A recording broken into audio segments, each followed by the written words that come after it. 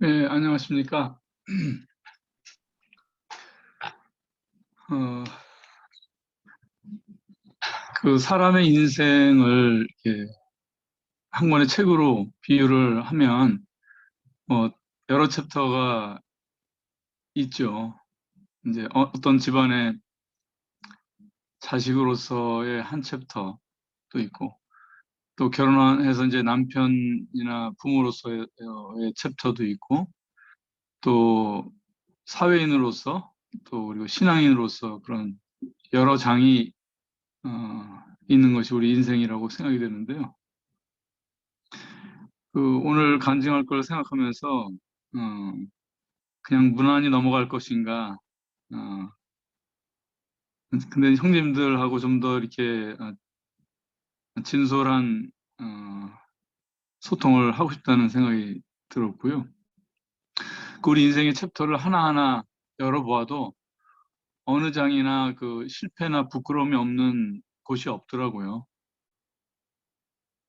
저는 이제 중학교 1학년 때 이제 교회를 나가기 시작을 했고, 그다음에 그때는 이제 사경회라는 게 있었죠.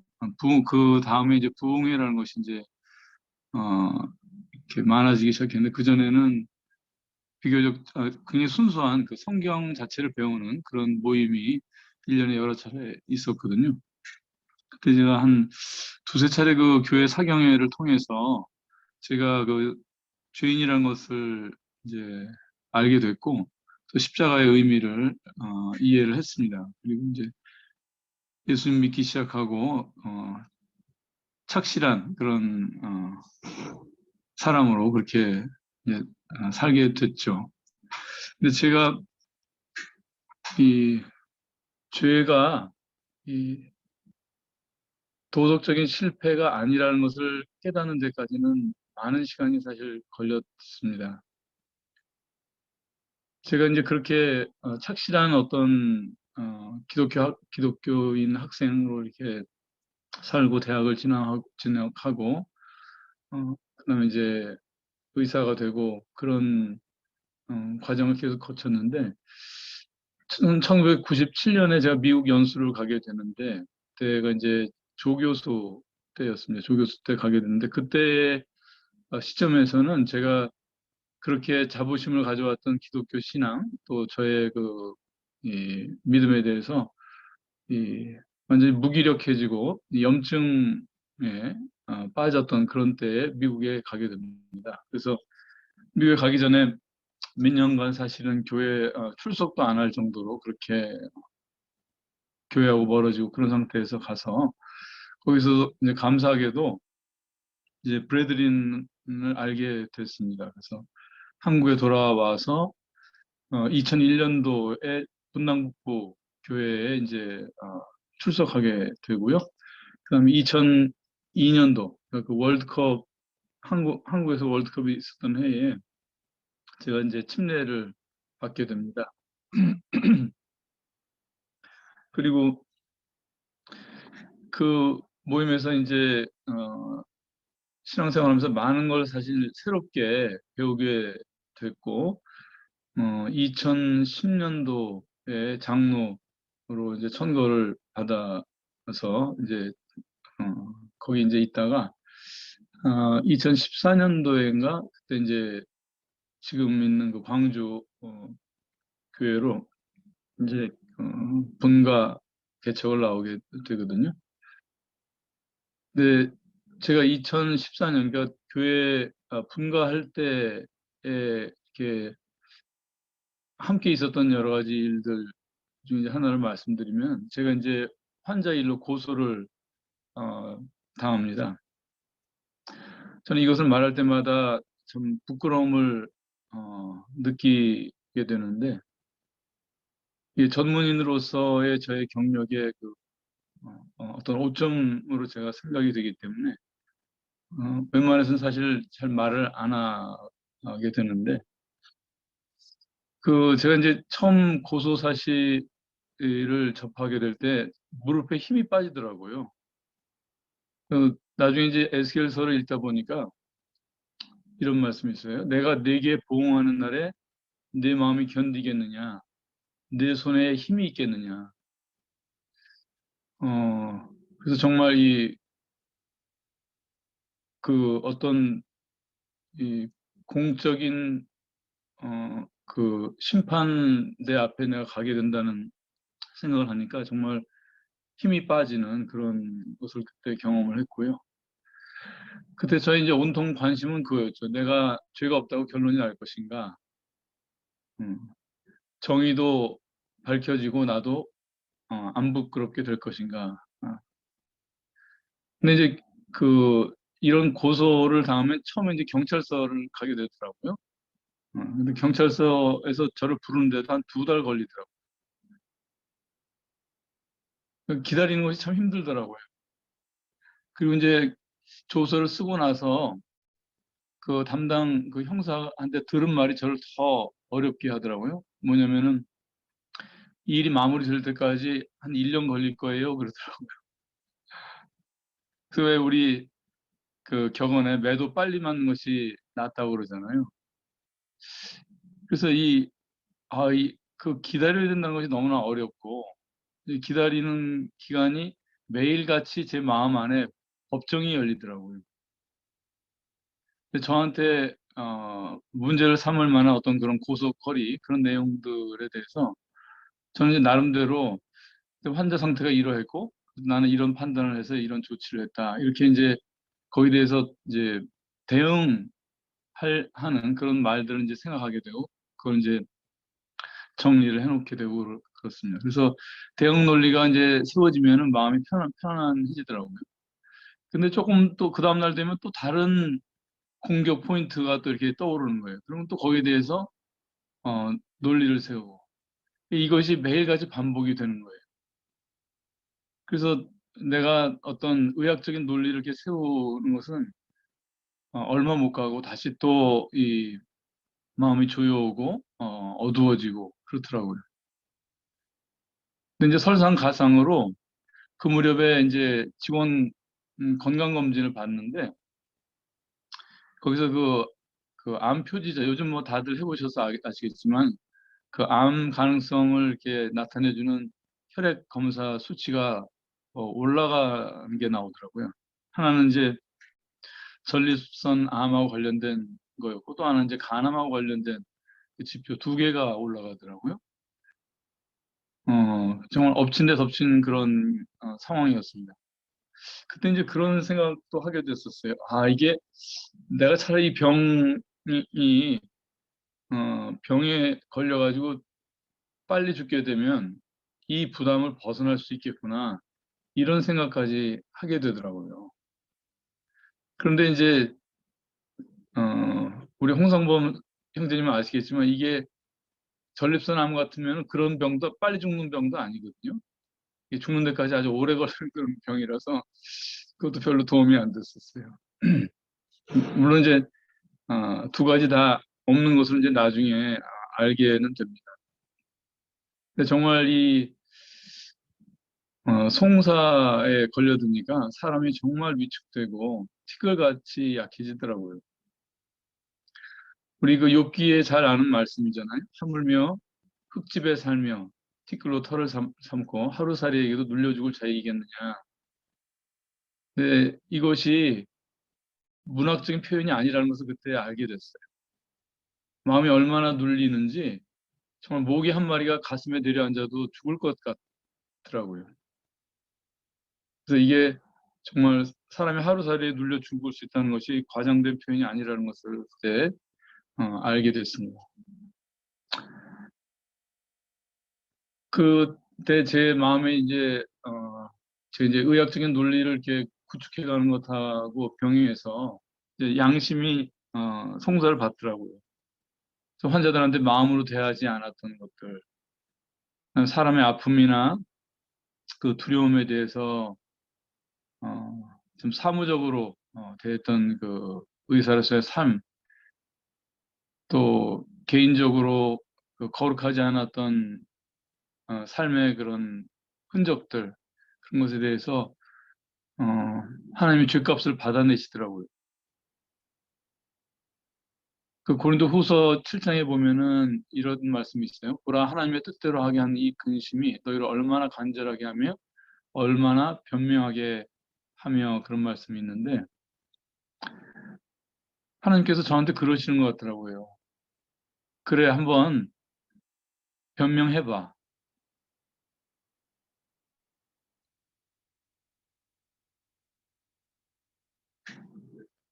그러니까 네가 살아온 것에 대해서 한번 변명해봐. 그러니까 사람이 저한테 고소한 내용에 대해서는 제가 의학적으로 변명을 할 수 있었지만, 저의 삶에 대해서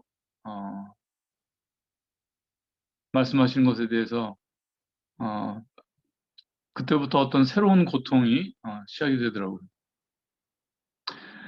그래서 제 마음의 법정에 재판장이 바뀌더라고요. 사람에서 하나님으로. 그리고 그 기다리는 시간의 끝에 다다라서는 저한테 결국 남는 질문이 이것이었어요. 공의가 세워지는 것이 네가 기대하는 것과 다르고, 내 체면이 무너져도 그것에 대해서 예스할 수 있느냐?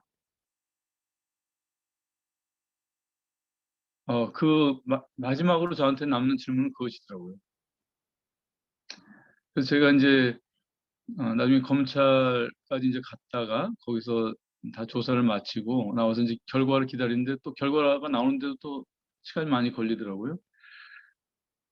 그래서 그 최종적인 그 판단이 나오기 전에 너무나 큰 이 마음의 갈등을 지나가면서 결국 제 안에 답이 서더라고요. 예. 제가 부끄럽게 되어도 그것이 공의가 된다면 좋습니다. 그런 마음의 결정이 들고 그렇게 기도를 하게 됩니다. 근데 그때부터 좀 달라지더라고요. 이게 공의가 좋은 것이 되니까 창피할 것이 더 이상 문제가 안 되더라고요. 혹시 이렇게 상상해 볼 때, 뭐, 온갖 여러 그 험한 일이나 부끄러운 것들이 막 상상이 되는데, 그런 것이 막 힘들었었는데, 이제는 마음이 가벼워지고, 비로소 이제 어떤 염려로부터 벗어나게 되었습니다. 그래서 시편에 보면은 다윗의 그 기도 중에 내가 토설치 아니할 때 종일 신음하면서 내 진액이 말랐다, 그런 표현이 있는데, 그 토설치 않는다 그랬을 때 제가 그때 이제 이해했던 거는 자백해야 될 죄가 있는데 자백하지 않고 버티는 거. 그래서 그런 자백해야 될 죄가 있을 때 그거를 토설해야 될 것, 그것으로만 저는 알았었는데, 제가 그때 어, 좀 새로운 각도로 알게 된 것은, 하나님께서 나로 하여금 토설하기를 원하시는 것 중에 하나가, 제가 의의를 존중하겠습니다, 이런 것을 토하기를, 그 말을 하기를 기다리셨던 것 같아요. 근데 그 말씀 보면 이제 종일 신음함으로 내 뼈가 쇠하였도다. 주의 손이 주야로 나를 누르시오니 내 진액이 화하여 여름 가물에 마름같이 되었나이다. 이 말씀이 있는데, 비로소 이 공의를 제가 존중하겠습니다. 저는 어떻게 돼도 어떤 부끄러움을 당해도 뭐 괜찮습니다, 이렇게 하고 나니까 비로소 이제 나를 누르던 그 손이 치워지는 것 같더라고요. 그것은 사람의 손이 아니라 주님의 손이었습니다. 그래서 내가 옳았다고 이렇게 의학적인 논리를 버릴 때는 불안이 끊이지 않았었는데, 에, 이런 어떤 나를 변화하고자 하는 이 무장을 풀고 나니까 오히려 평안이 제 마음을 지배하더라고요. 그때 이제 봤던 뭐 무수하게 많은 말씀이 있는데, 미가서에 이런 말씀이 있어요. 내가 여호와께 범죄하였으니 주께서 나를 위하여 심판하사 신원하시기까지는 그의 노를 당하려니와 주께서 나를 인도하사 광명에 이르게 하시리니 내가 그의 의를 보리로다. 그 심판이 의로 이어지더라고요. 그래서 심판이 의를 얻는 길이라고 하는 것을 알게 됐습니다. 그래서 저는 심판을 안 받는 것이 은혜인 줄 알았는데 더 정확하게 얘기하면은 저는 이렇게 얘기하고 싶어요. 예수님의 십자가, 그 십자가에서 함께 심판을 받은 것이 은혜더라고요. 그 전에 예수님의 십자가는 저한테는 예수님이 십자가에 달려 계시고 나는 먼 치에서 관망하는 그런 것으로서의 십자가였던 것 같습니다. 그래서 구원이라고 하는 것이 심판을 우회하는 것이 아니라 그리스도 함께 죽게 하신 것, 그것에 대한 믿음이 바로 중생의 믿음이라고 하는 것, 그런 것을 제가 그때 알게 됐습니다. 결국 이제 이 문제는 이제 무혐의로 해서 이제 종결이 됩니다. 근데 정말 감사한 것은 제가 그 일이 그렇게 종결이 된 다음에 될 때까지 버티고 종결이 됐기 때문에 평안을 얻게 됐으면은 그건 저한테 정말 은혜가 아니었을 것 같아요. 그 어떤 결과가 나올지 모르는 그 상황, 마음의 그 커다란 그 갈등 가운데서 저에게 그런 작은 주님 앞에 그런 제 체면을 제가 버리겠습니다. 어떤 결과든지 그게 공의라고 하면 그것을 좋아하겠습니다. 그렇게 이제 기도할 수 있었던 것이 은혜였던 것 같습니다.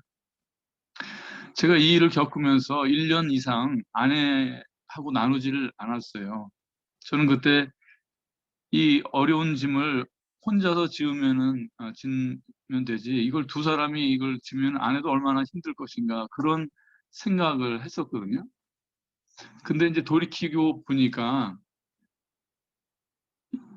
제가 아내를 사랑해서 그랬다기보다는 아내 앞에 근사한 사회인으로서의 제 체면을 지키고 싶었던 거더라고요.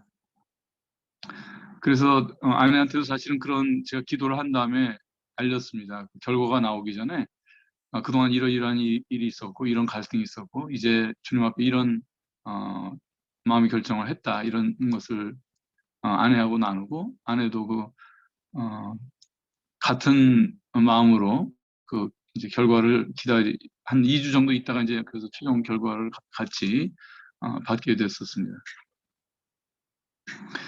제가 이제 이 일을 겪으면서 깨달은 것이 이제 깨달은 것 중에 하나가 이 사람의 선이라고 하는 것, 그것이 자기 자존심에 종속되어 있다는 것을 알게 됐습니다. 내가 부끄럽지 않아야 내 얼굴이 서야 그것이 정의였던 거예요. 제가 처음에 기도하고 이 일이 잘 해결이 되고 그러길 바랄 때 가졌던 그 마음은 이 정의의 문제와 내 자존심의 문제가 결탁이 돼 있었던 거더라고요.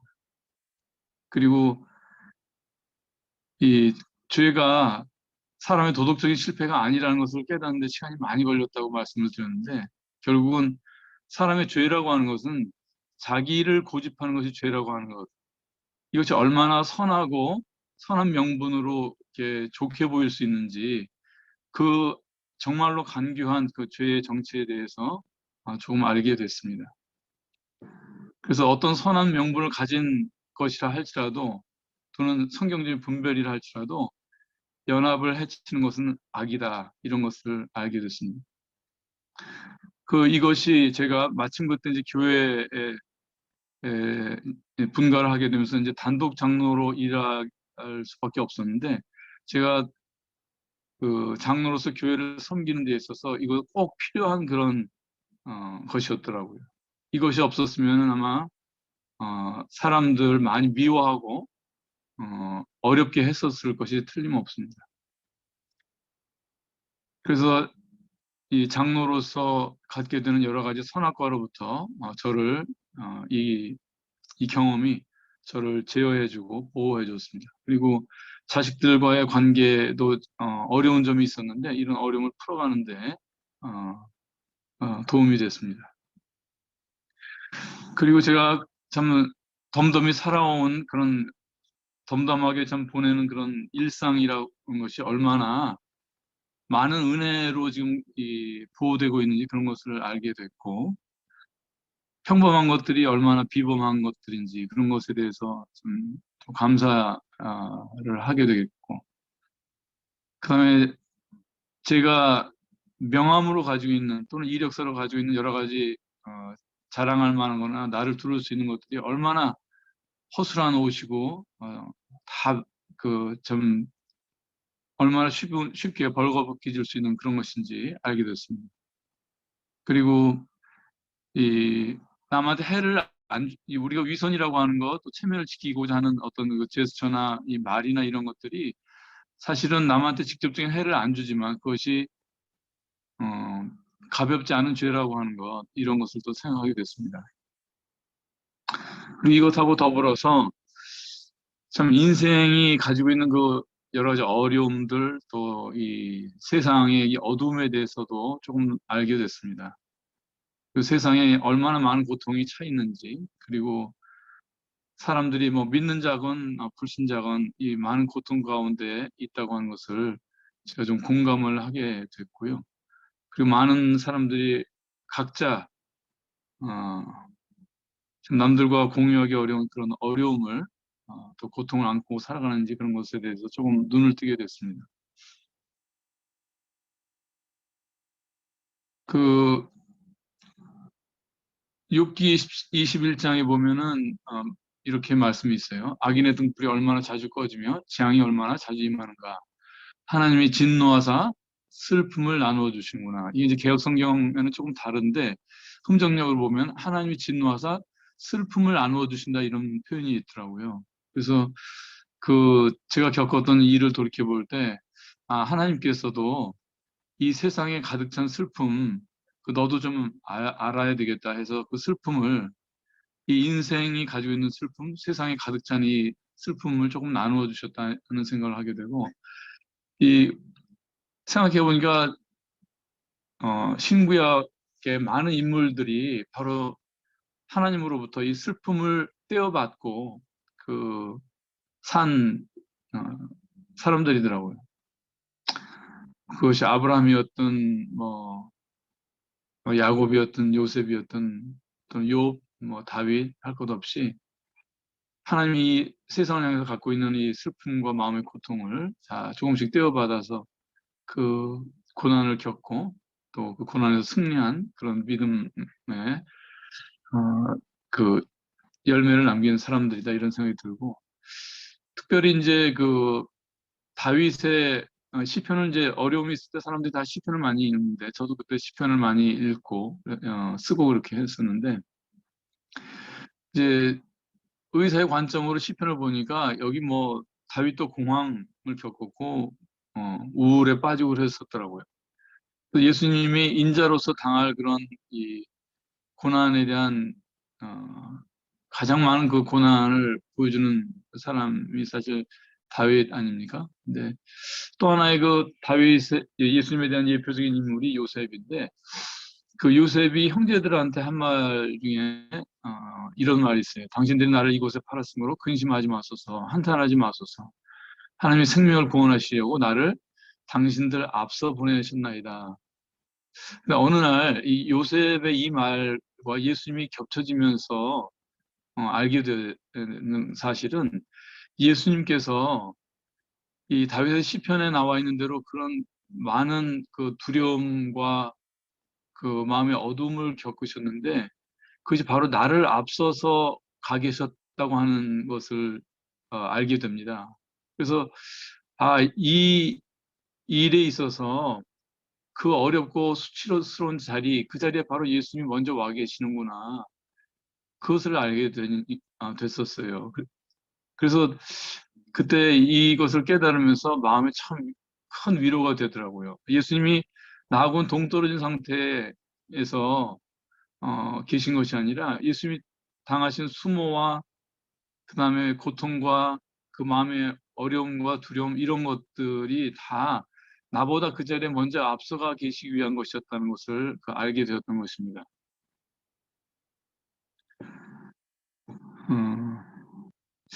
제가 처음에 간증을 시작할 때 어, 죄가 도덕적인 실패가 아니라는 것을 깨닫는데 많은 시간이 걸렸다고 말씀을 드렸는데, 제가 중학생 때로 다시 돌아가서 이 죄를, 예를 들어서 하나님이 저한테 시험지를 주시고 죄를 정의해봐라, 아니면 구원을 정의해봐라, 그렇게 했을 때 제가 답을 써냈다고 하면 저는 저는 지금은 이제 다른 답을 써낼 것 같아요.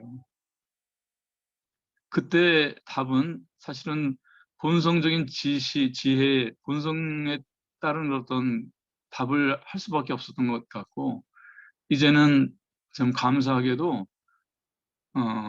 성경을 통해서 또는 이 삶의 어려운 일들을 통해서 알게 하신 그 하나님이 펴서 알려주신 그런 것들을 쓰게 될 것 같습니다. 그래서 우리가 기독교 신앙을 이제 계시의 종교라고 하잖아요. 그래서 이게 계시라고 하는, 하나님의 계시라고 하는 것이 뭐 미래에 일어날 일이나 또는 전 인류를 위해서만 계시하는 것이 아니라 한 개인의 그 믿음의 여정에도, 그 과정에도 하나님의 계시가 필요하다, 이런 생각을 하게 되고, 저는 그래서 은혜를 오늘은 좀 이렇게 정의를 해보고 싶어요. 그 십자가에 대한 어떤 그 계시적인 이해, 그것이 바로 하나님의 은혜다. 그렇게 오늘 좀 제 간증을 그렇게 좀 정리를 해보고 싶습니다. 예, 이상입니다.